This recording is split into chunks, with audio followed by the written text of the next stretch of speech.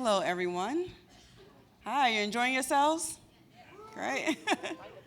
Hi, I'm Alycia Kinchloe. We're going to be talking today about something that a few crazy people have decided to do, which is run a law practice while raising children. So I'm going to let all of my guests introduce themselves, starting with Marisa. Hi, Marisa Portuondo. I have a solo practice. I have one assistant. We do half business and construction is about half of our practice, and we do first-party residential and business property damage as the other half. I have an amazing husband and a 3-year-old little terror. I'm Ryan McKeen. I have 2 children. I have my daughter Talia, who's going to be 9, my son Luke, who's going to be 6. I've got a German Shepherd who's about 18 months old, and an old mutt that we rescued who's older than dirt, I think. And I'm here with my wife, Allison. We practice together. Allison, in my firm, really, we talked about finances before. Allison became the CFO of my law firm, and Allison wanted to have me remind you.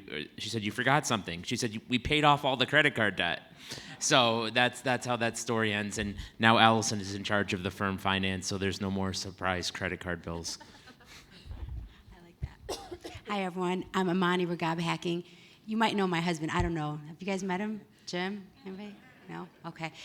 So we have 4 children. We have a 17-year-old. They were running around yesterday. 17, 15, 13, and 10. And I think, let's see, I've been a lawyer for a little over 20 years, and I've been a mom about 18 years. So a lot of overlap there, and I think we'll talk a little bit about that today. And you know enough about our practice, but I'll weave it in and out. Absolutely. So again, my name is Alycia. I'm married. I have 3 boys. They are 14, 11, and 5. And they're actually still in school right now. I know some schools are out, but they in school next week. And so being here, I missed a few things this week. And so I want to start off by talking about what we normally call mommy guilt, but Ryan, you probably experienced it as well. So my 5-year-old, first of all, I have the best mother-in-law. She's amazing. And when it comes to grandma, I'm kind of like second fiddle. And my mother-in-law does a lot of the pickups and the drop-offs and all those things. But the day before I left, my 5-year-old said, Mommy, I want you to pick me up from school tomorrow. And I'm like, damn, like now, and this is the one day that he asked me that he cares that mommy's there and mommy can't do it. And then he also has a field trip to a big playground in Philly. And Mommy, I want you to come to the field trip with me. Again, can't do it. I have to tell my baby no. And so that's something that I know that you all probably experience, and not just because you're coming to a conference, but because of the things that you have to do at work. So let's talk a little bit about mommy guilt or daddy guilt. Want to start off, Marisa, to tell us any of your experiences with that? Yeah, have a lot of experiences with that. So as a solo, I have a lot of late nights. I have far too many nights that I come home. My son is asleep. I go in there and I give him a kiss. He has no idea. But one of the most difficult times, I was working late a lot, and I came home around 7:30, which was early for that time period. And he was in his PJs, and his hair was still wet from the shower, and my husband was getting him ready for bed, and I walked in the door, and he said, Mommy, what are you doing here? And it was like, it was a gut punch. And that was the day I said, I can't do this anymore. I need help. I need to find someone. I need to start delegating more. And it was really, they will keep you in check because they do not hold back, and they let you know. I think my dad guilt doesn't come from being there. I make it a priority every single morning to drop my kids off at the bus stop. I make it a priority to be home for dinner. I make it a priority to be at their t-ball games or schedule, their concerts. My daughter had a school concert, so that's in part of thanks to my team, my firm, in part thanks to my practice, my role in the practice, and that's been intentional. But that's not where the guilt comes. The guilt comes from me in being present in that time, because I always feel like I'm being pulled in a number of different ways. And just to give you an example, last Saturday I was coaching t-balls, great time, and in between innings, it just takes forever to wrangle up the kids. You know, I was out there messaging client on the T-ball diamond on a Saturday morning, and I learned last night. My daughter said, who's on the sidelines, my son plays, you know, Daddy, do you think? What did she say? Are you embarrassed about Daddy? Out there on the T-ball field, trying to move some business. I think that's where a lot of the guilt comes in for me, and it's a really hard thing for me that I struggle with. I mean, yeah, we could talk for hours about this. I mean, for me, I've tried. I think because my kids only really know Jim and I as working and as lawyers, so I try to make it not a competition, right? Like some days, Mommy's more lawyering. Some days, Mommy's more mommying. You know, it just depends on the days and the weeks. And so if there's a field trip, okay, Mom's going to work on Saturday because she's here with you on Friday. So it's almost like a negotiation. I try and do it ahead of time and get some buy-in. Like, okay, so you want Mom to come on Thursday, then I have to work late on Wednesday. Okay, I'm not asking permission. I want to be clear. I am the boss in my house.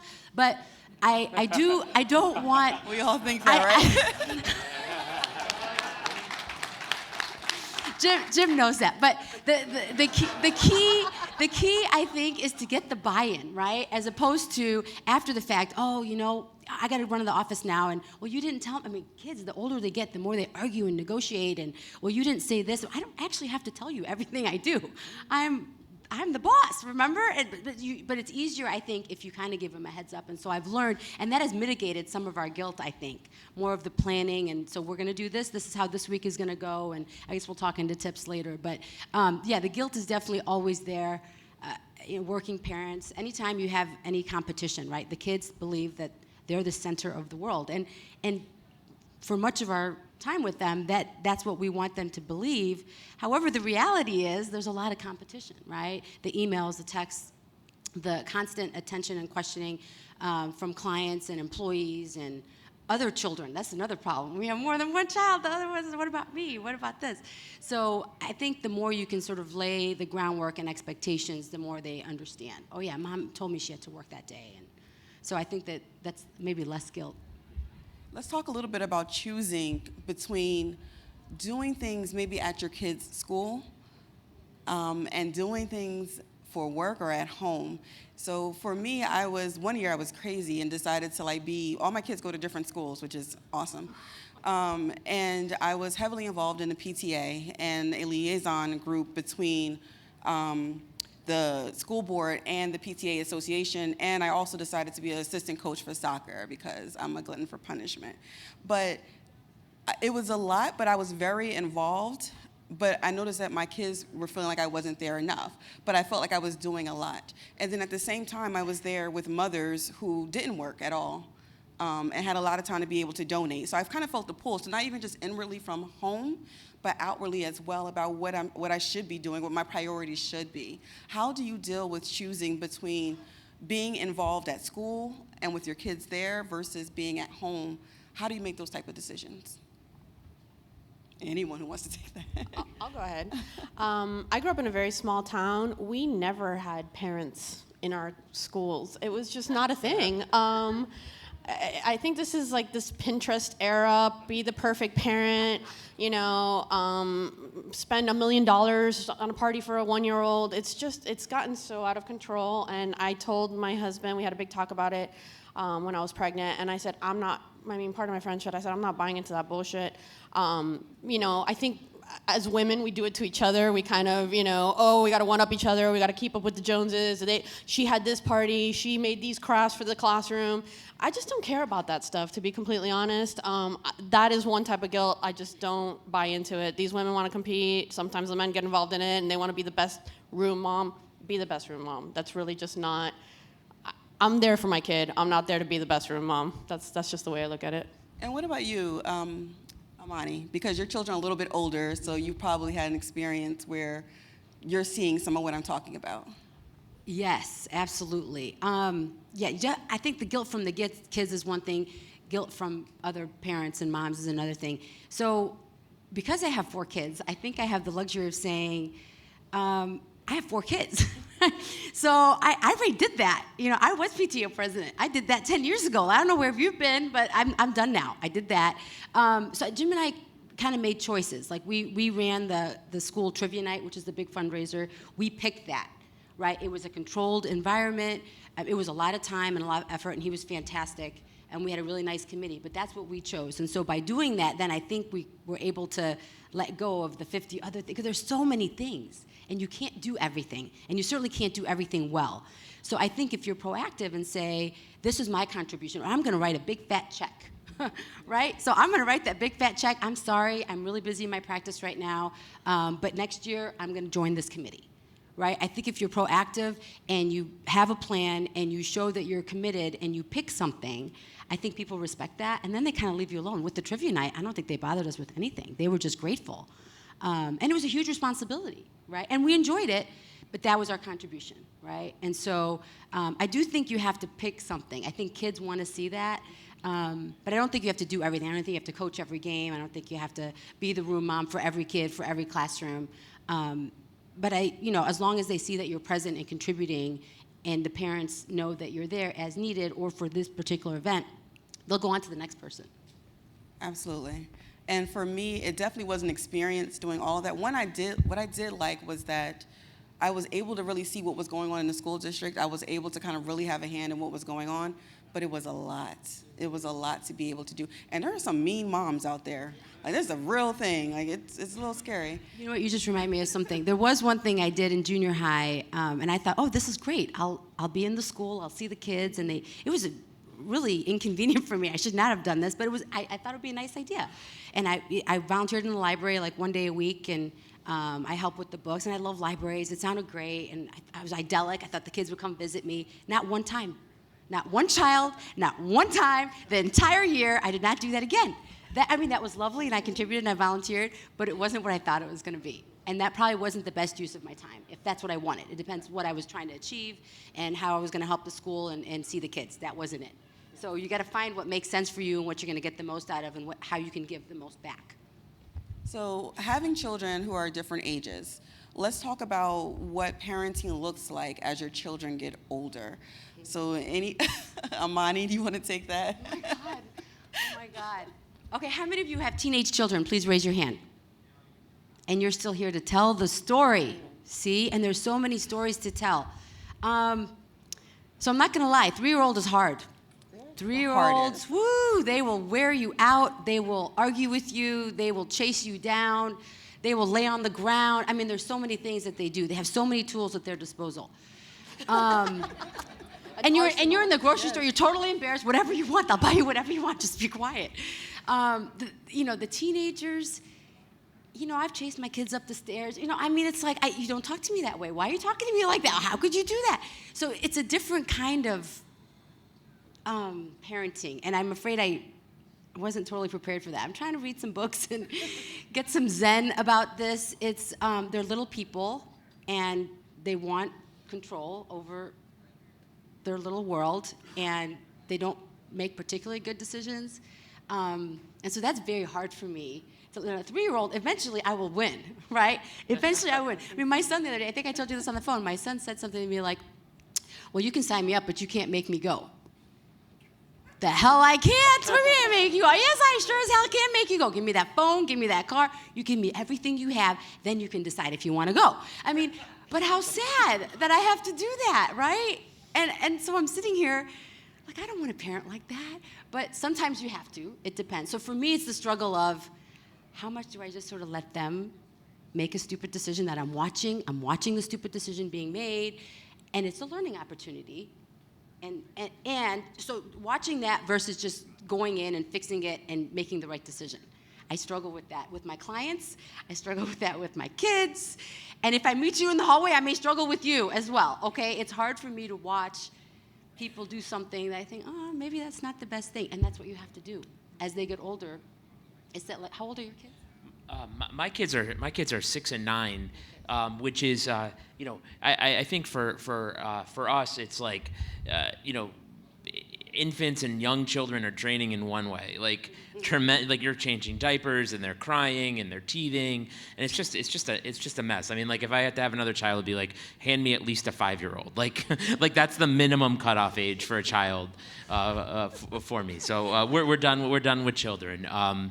But I think that as my kids have gotten older, it's become so much more involved. Our kids' lives are ridiculously busy. I mean, sometimes my wife and I will just be like, "Oh, practice is canceled," because it's like we as a family are like so exhausted that it's like we need to call a timeout in our life, in our children's lives, because and especially this time of year, it's just like.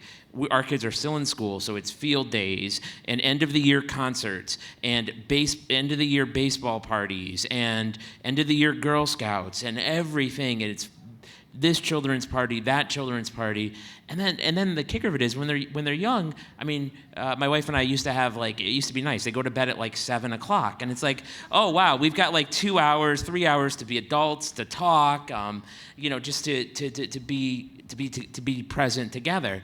Now it's like my daughter's coming downstairs at 10:00 at night. Is go sleep, get back up there and go to sleep. So I think that they become. I think at least in my life, they've become in a lot of ways easier, in a lot of ways a lot more exhausting. And Marisa, so you already hit on the 3-year-old thing.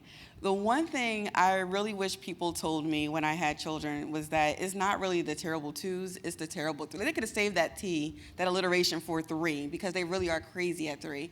But then there's another age that you head on, I think that you don't realize is difficult, which is 3rd grade. That age group is really kind of hard. At that point, your kids are learning to be a little bit more independent at school. They're not coming home and telling you everything. They have to kind of take on a lot of that stuff themselves, but you still have to check in. How do you do that? How do you have any tools that you use at home to kind of know what's going on with your kids at school, but also give them some independence? I know the 3-year-old may not need that yet, Marisa. Oh, he thinks he does, but I mean, I'll let you guys feel that. I guess I mean in our firm we sort of have buckets we call them buckets, and it's just okay, intake, this is your bucket, attorney, this is your bucket, paralegal, this is your bucket. And in our house we have buckets as well, though we don't have a Wikipedia page for our house or anything. But honestly, most of that burden falls onto my wonderful wife Allison, who is we're constantly coordinating what's this, when's that, scheduling, and she manages that for our kids, and I'm just really grateful for that, and I'm really grateful for the childhood that she's able to give them through her involvement. But it's probably because I'm a guy that's off my plate. I think that's probably true. Yeah. I think I spend probably an obsessive amount of time coordinating schedules and times and dates and events and where people need to be where, because it's a little bit of a puzzle, right? And sometimes your spouse is super busy with other things, but you still have children. Children have to eat. Children have to go, to places, and so you have to communication. I think is the most important thing. So. For me, it's making sure I have a shared schedule, right? Definitely shared schedule, but also make sure you talk about, hey, this weekend looks kind of busy. Who's going to take so-and-so to this game, and who's going to, who's taking who where? What's your contribution this weekend? Is right? Who's doing what? So I think that's huge, and making sure that there's no resentment, right? That you're not like, well, you didn't do anything. I did it all, and where have you been? That comes out. But again, if you don't have good communication skills and a good division of labor, at least as fair as possible, that both people feel that it's equitable and that you respect their time and what they're doing, then you're just going to have resentment. Then you're going to have angry kids and unhappy kids and fighting adults, right? So then that makes things even more complicated. So the hope and the idea is each week you kind of look at the schedule, you look at the work schedule, you look at the family schedule, and if Jim's got trial or Jim's going to be out of town, I kind of coordinate and schedule things to make sure I get the support I need. And if it's the other way around, if I'm traveling for a case, or if I'm traveling with one of my kids because I'm going to a soccer tournament or whatever, making sure that they're supported home to do that. So Of course, this is ideal, right? So sometimes you look up and you're like, oh, we have 4 baseball games right now. How did that happen, right? So it gets a little stressful if you're not paying attention. So I think it pays out dividends if you can look at it ahead of time and kind of distribute who's going to do what where. And God forbid if it's canceled or, hey, that's just the way it happens. Sorry, So you try and be as fair as you can to everybody. And sometimes you got to miss something. And that's just part of the deal. But that's the hardest part. And I think we as parents don't want to disappoint our kids. But I think life is full of disappointments. And I struggle with that, right? Trying to make everybody happy and get everybody where they need to go. Well, you know what? I'm tired, and I'm not taking you today. I am dead tired. It's not going to work. So I have to just remember that there are days that's okay. But the guilt and the societal pressure of, and being the working parent as well, you don't want your kid to not be there because you were working. Somehow that there's shame and guilt on top of that. So trying to mitigate all of that, but also keep in perspective. It's one game. God, we've had hundreds, thousands of games, but to them, it's everything. And if you think back to our parents, I don't know about you guys, but I don't think my parents ever went to anything. I don't think my parents set foot in my school. Not that this is the standard, right? But, that's something to think about, that, we have gone from a generation where I think parents were far more removed and kids were a lot more independent to we are on top of them, with every assignment and every game and every issue at school, and I think we as parents maybe have to remove ourselves a little bit from that. You touched on something that I really want to talk a little bit more about, which is the division of labor within the household. And even when men step up, my husband is awesome. He cooks dinner like every night, and that's just worked out. But it was after I had a meltdown. Like it wasn't, and he's been cooking the entire time, but it was just like I just like lost my shit like one day because I was coming home and I'm checking homework for 3 kids, and then I'm cooking dinner, and he was just oblivious. And a great guy, but just kind of oblivious to it. And then that was something like now that he steps up and he does like 6 days out the week, he's cooking the dinner. But what also happens too is that even when we do divide the labor, right? We say, okay, you're going to do the dishes, I'll do this, or you make choices. Women still tend to carry the mental load of everything. Talk to me about how you deal with that. How do you not go crazy? Because I think all of us are married, right? Unfortunately, we don't have any. I think another interesting perspective would have been to have a person who's single here who's doing this, because that would be even a greater deal. But for all of us who are married, how do you deal with that? Like carrying the mental load of making sure that things get done. Honestly, I am a systems person, like Ryan, and I started assigning things to my husband. It was the only way things ever worked out. So I started tagging him in my calendar. I set up his calendar so he got reminders. Every time I knew I wasn't going to be home unexpectedly, I invited him to that event, so he gets notified way in advance that he's going to be on his own. I actually created Asana projects. Even though I use it for my firm, I also use it for home. If we're going on a trip, we sit down together and we start, okay, what do we got to do before we go on this trip? And then we assign it to each other. And I can literally see him completing the list. Sometimes when I'm at work, I'll check in. Oh my God, he got 6 things off the list when I come home. Yeah, it really does work out. I nag him through Alexa, the best. She reminds him, like, it's time to take out the trash because there's recycling tomorrow. And it's eliminated so many of the arguments that we had in our marriage. So it's not just for work. I mean, these systems, at the end of the day, your marriage it's a project, and it's a partnership, and you have to treat it. I think you can use technology to really avoid so many of the arguments. It's really worked out really well for us, and him knowing what is expected of him, and me knowing what is expected of me, I think is the big one, because like you said, there's just so many assumptions being made about who's going to pick something up, and it always seems to fall on the woman. And even my child's school, they all know I'm the attorney. They all know I work late. But who gets the note sent home? Even though my husband picks up my son, the note still says, Mommy, Jake needs XYZ. Mommy, this is happening. And it drives me bananas. I don't say anything because I'm not going to make waves at my kid's school. But, they call me by my husband's last name. And it's still very much not an equal thing, I think, when it comes to parenting. So you got to do what you can, I think, to change that. Yeah, I think divisions of labor are fantastic. I mean, I have different jobs in the house, like mowing the lawn, taking out the trash. I try as much as possible to do dishes and to clean, to fold laundry, to do laundry, to do all these as much as I can. But I also think it's so important. I had a friend who told me right before we had children, he's like, look, sometimes you have to leave the dishes in the sink. And sometimes that laundry is going to sit in a laundry basket. I swear to you, I think we bought about 3 laundry baskets this year that I don't know if our clothes know some of the times where drawers are.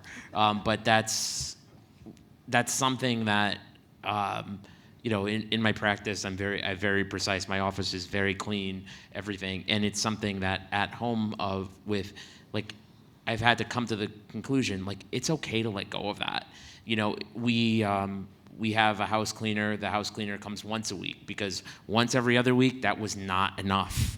And so to the degree where you talk about, as Sandy had spoken about outsourcing and doing these different things, I think home is good for that. I for years had the lawn mowed, and then I got fat. So I look at it as exercise, and it's pretty damn meditative because I'm awfully present. I don't have any headphones on. I'm not listening to any business books. It's just me quietly working through whatever I'm working through, and I'm getting some exercise. Yeah, I think sometimes it's okay to say, it's okay, the lawn's a little long. So, yeah, this is what letting go I was talking about earlier, letting go. This is hard for me to let go, too. I mean, we have a shoe. So there are 6 people in my house. Lots of shoes, okay? People have more than one pair of shoes. For some reason, there was a giant shoe bin. It's actually a bench, okay? And when my kids come home, and my husband is included, they leave all their shoes right next to the bench. They don't put it in the bench. I don't know why. I cannot figure this out. How hard can it be? I think I'm going to put a sign up.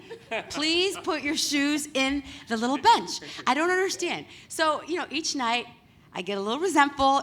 I asked you to put your shoes in the, I'm running around the house. Where are your shoes? I told you. And then they can't find their shoes because they're in the bench. So, some of this is training, right? Trying not to yell and chasing your children, teaching them this is what we do because it's calmer, it's nicer. I don't want to trip over your shoes and die as I'm coming into the house. Lots of little things. So I have to pick and choose, right? That one I will not. I want the shoes in the freaking bin. Okay. Other things, school paper. There's so many school papers. There's so many things. There's so many things to keep track of, and I'm an orderly person. I like order. I like rules. I'm kind of linear, and it just makes sense. If you do this, then the house will be cleaner and everything will be better. But you have to teach it, and you have to practice it, and you have to tell them why. And so, and you have to let go of stuff, So I like a clean house. I like things clean and organized, but I don't have as much time to do that. And so Jim, one day, I'll never forget this, early on in our marriage, he said, well, maybe we should get someone to help clean the house. I said, what's wrong with the house? Tell me the house isn't clean. So this turned into I called my mom. I think he's insulting me. He's saying the house isn't clean. He's not helping. How could this be? My mom's like, Amany, are you okay? She said, just get the house cleaner. Okay, Mom, that's a great idea. I got the house cleaner, and it helped a lot. It really helped. But at first I thought I was supposed to do everything, and I was supposed to do that well, and I wasn't supposed to take help. I wasn't, good at taking criticism. I mean, the whole thing just snowballed a little bit. And then when I look back, I thought, he really didn't want to do it, and he didn't want to ask me to do it. And I thought I was doing it, but at the end of the day, it gave us both more time. It gave us a little bit more time, a little bit more freedom to do other things. And so I had, again, letting go of I can't do everything and be a happy person. You want to be a happy person. You want to be a happy mom. You want to be an angry mom. Angry lawyers, they're not fun. So, how do you do that? So I think, systems and asking for help, knowing when you need the help, what you need the help with. Is it the laundry? Is it the shoes? Is it the dish? What is it that you want to do? If you like doing the grass, great. If you don't like doing the grass, get somebody to do the grass. And if you have kids, involve them too. So now we have a chore list that's, hard to keep up, but we try. You're in charge of this week, you're in charge of, and so we try to get everybody sort of on board. And then the older they get, I think that's what's even more interesting and more important, that they can see us as a team. We all have to make this work, right? We're the parents, but we have a lot of responsibility, and you can help with that responsibility. And so everyone play your part and play your role so we can have, you know, a nicer life and a nicer family time. So, if I could just add on to that, I think even I think we underestimate how much our children can do. And if you ever print up, there's like a suggested chore chart by age, and you see what they tell you that like a 2-year-old can do. And you're, no way a 2-year-old can do that, but try them. And it takes so much time. It does, and that's the thing. And I had a co-counsel who was a mom. She had twins. When I was pregnant, she really lectured me about this, and she said, "I'm going to tell you my secret. I really took the time to teach my children." She has a boy and a girl, twins, and she said, and I hope no one gets offended when I say this, but she said, "I never want my son to be a burden on his spouse." And she said, "I am going to teach both of my children how to be self-sufficient." And she said, "And it makes me cringe to watch them fold their clothes because they're so bad at it and it takes them so long. And I just want to rip the clothes out of their hands and do it." But now they know how to fold their clothes, and now they know how to make their beds, and now they know how to keep their house, you know, their rooms clean. And if you train them from the moment they're young, I mean, I just want to pick up my kid's toys and get on with my day. But even if it means that we're late to school sometimes, I make him do it. And I'm not going to say I'm 100% of the time because, you know, sometimes you just lose your patience. But I really think it's like building a system. You got to put the time in the beginning, and then it just kind of creates itself. And it continues on, and I think it really makes a difference. We take on too much as moms, and, you know, it starts with the kids. So running a practice, a lot of those things that Tyson mentioned earlier, those things that are kind of like popping up in our head, those failures that we feel like we've had, a bad day at work, a upset client, or a client fires you, are sometimes those things that we take home with us. How do you deal with that? Like not taking home your work to the extent that it will interfere with your relationships at home? I mean, I'm pretty. I think I've gotten to a point through meditation and therapy that I am pretty zen of like, okay, like the universe, everything is as it should be. Like this client is not for me. This case got lost. Like whatever that is, and I don't think it affects me. What really does affect me is, I mean, like my team, you know, they call me Hamilton because they say like the man is nonstop. Like I could be here forever talking about law practice with you, going back and implementing ways to do it. Like I don't turn off, and I think that's really my bigger problem, and it's one that, you know, I really do struggle with. You know, so in our work, we do immigration work, and some of our cases, I mean, I have a bunch of asylum cases right now, and these cases are heart-wrenching. You know, the stories that, I have one case in particular, this young woman, and it just about tore me up. I tried not to cry in the room with the client. I excused myself, but man, these are hard cases. And when you lay in bed at night, I think about this woman, right? I mean, I think about these cases, and you know, if I don't win, what's going to happen, right? And so I do carry it with me. I do. And what we've been doing at the dinner table is talking kind of generically about, hey, how was your day today at work? What kind of cases are you working on? So I'll talk about an asylum case, this, you know, that there's some danger for this person and this is why. But at the end of the day, I try and focus on what I can do and how I can help this person, as opposed to what bad things will happen if I don't win. Because if I do that, I can't go to bed, right? And the fact that, one, she trusted me with that story, and that I'm able to take that story and tell her story in a way that hopefully is convincing and she can prevail. But some of these stories keep me up at night because they're so emotional and they're so, you know, intimate. So, and what I do is I try to show the kids, this is what mom's doing, right? So this is an important part of my day, this is an important part of my practice, this is an important part of why I go to work every day. And so that way they can see the value in that. So I try and turn it into, I love my job. I love that I'm able to help this person, but there are days that are going to be harder for me, right? If I lose, or if it didn't go the way I wanted, or something happened in a case, yes, I'm going to have hard days, but at the end of it, hopefully I've done my best, and I've done the best with what that client has given me. So I try to put a little twist on it. Work-life balance, this is going to be for you, Marisa. Is there such a thing? And if there is, how have you found it? Yeah, a lot of people say it's a myth. You're never gonna have it. Just circling back a little bit to bringing work home, I'm like you, Amany. I can't let go of my cases, and mentally, my husband's snoring next to me, and I'm trying to resolve something in my head because I do get emotionally involved, even though I have business clients and construction clients. These aren't they can be life-changing, but not to the extent that obviously, being denied citizenship or something like that would be. So I try to really get out of my head. I will say what has been life-changing for me, and I was really nervous about it, is I have a 100% rule that at 6 p.m. my emails stop syncing to my phone. And they don't turn on again until 8 a.m. And I was really nervous about doing that, and I thought I was gonna get a lot of pushback from clients, and I thought I was gonna, I had FOMO, business FOMO, and it's been over a year. I have had zero anything bad happen. I have not had, I'm not a PI attorney. I'm not a criminal attorney. No one needs a construction attorney at 2 a.m. That's your client being, anxious and writing to you. So I think you have to find a way to be present in everything you're doing, and that has to involve putting the phone away, put it on your nightstand, put it on the charger, be with your spouse, be with your children. You're never gonna be 100% at everything, but you can be present for what it is that you're doing. And I think that is the best that we can do as parents and as business owners.